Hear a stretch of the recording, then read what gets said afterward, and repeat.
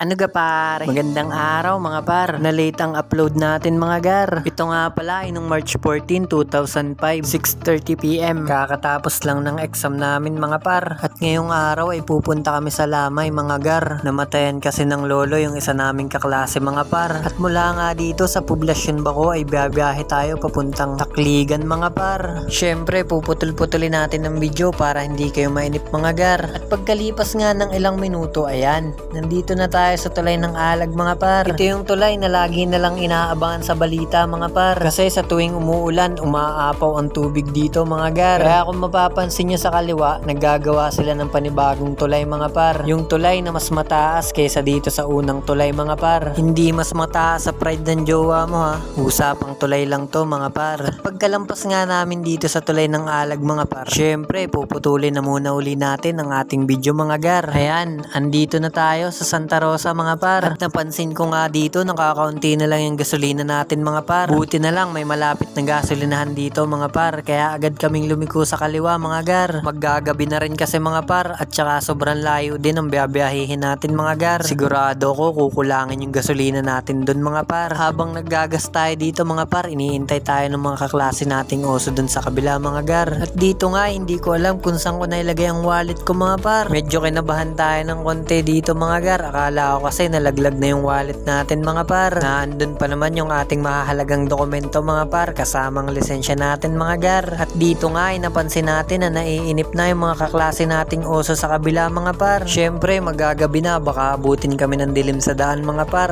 Pansin nyo naman na maliwanag pa kanina tapos ngayon medyo madilim na mga gar. Ibig sabihin malayo na yung natatakbo natin mga par. At pagkatapos nga nating maggas dito mga par, syempre biyahe na ulit tayo mga gar. Kaya putulin na natin ulit ang video mga par. Ayan, medyo madilim na nga mga par. Lumulubog na ang araw mga gar. At sa paglubog ng araw mga par, maraming kababalaghan na nagaganap mga gar. Syempre naglalabasan dyan yung mga aswang mga par. At saka yung mga laman lupa mga gar, tulad ng balinghoy, kamote. At eto na nga par yung exciting na part mga gar. Kasi itong dadaanan namin isang liblib na lugar mga par. Tapos kakaunti din yung mga bahay dito mga gar. At kung mapapansin nyo nga dito mga par, ipaakyat na yung kalsada dito mga gar. Para kasing maliit na bundok yung inaakyatan natin dito mga gar. Hindi nyo lang pansin sa video mga par, pero pataas ito ng pataas mga gar. Napakahabang paakyat nito mga par. Pero okay lang, mahaba naman ang pasensya natin mga gar. Hindi katulad nung iba dyan, maikli na nga ang pasensya, tuyuhin pa. Hindi ko naman sinasabing ganun ng mga jowa nyo mga par. Pero syempre, babae, wala tayong magagawa dyan mga par. At ayun nga mga par, patuloy pa rin ang pag-akyat natin dito mga gar. Nandito kaya si Tarzan mga par. Arkilahin ko sana, tagakyat ng buko sa bahay mga par. Anyway mga par, medyo nahihirapan na nga yung mga motor namin dito mga gar. Talagang walang tigil na pag-akyat ang ginagawa namin dito mga par. Ganito pala kalayo ang binabiyahe nung isa naming kaklase mga par. Tapos pagka out sa school, uuwi pa dito mga gar. Nakakapagod mga par. Pero okay lang yun, ganun talaga pag may pangarap sa buhay. Gagawin mo ang lahat, maabot lang yun. At dito nga, iba na ang tunog ng mga motor namin mga gar. Tara, pakinggan natin.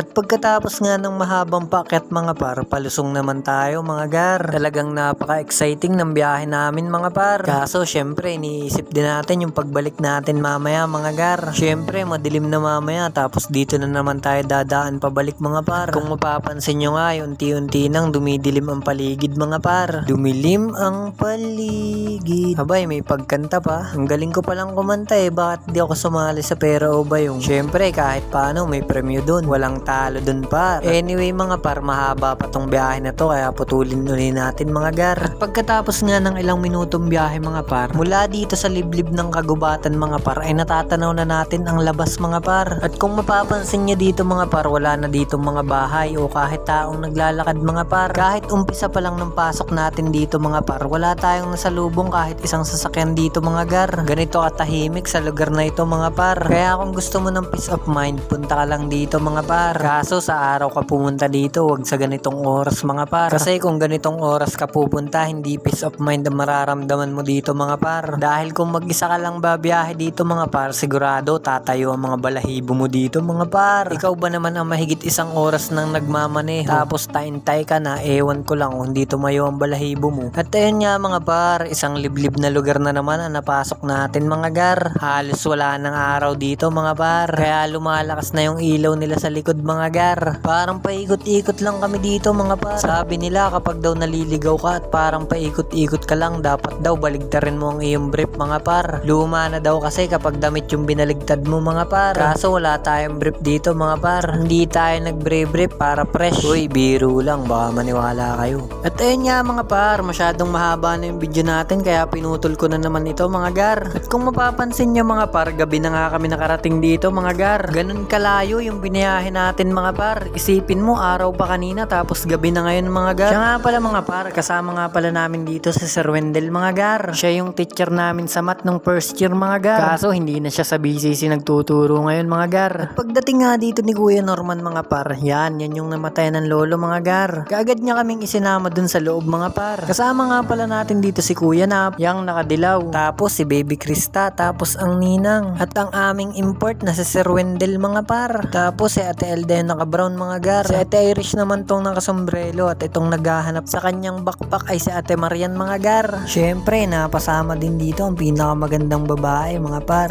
Hindi pa tayo niya agad napansin dito mga gar. O diba, ngiti pa lang, ulam na. Syempre, andito din si Kuya Rolly mga par. At dito nga ay binigyan na kami ng makakain ni Kuya Norman at saka ng pancha mga gar. Ayan, in-endorse pa nga ng ninang ang Zesto mga par. At hindi nga nagtagal mga par, kumuha na tayo dito ng Zesto mga par. Uy, flavor apple, mukhang masarap to mga gar. Syempre, pag may Zesto, meron ding Ribisco mga par. Huli ko pa nga dito ang paghigop ni Sir Wendell sa Zesto mga par. At pagkatapos nga naming makapaglamay dito ng ilang oras mga par, syempre, uuwi na naman tayo mga gar. Lumalalim na din kasi ang gabi tapos mahaba pa yung ating biyahe mga par. Dito ko na nga tatapusin ang panibago nating video mga gar. Sigurado akong nasayang ko na naman ang mga oras ninyo. Pero okay lang yan mga par, samahan nyo ulit kami sa susunod. Hanggang sa muli, paalam!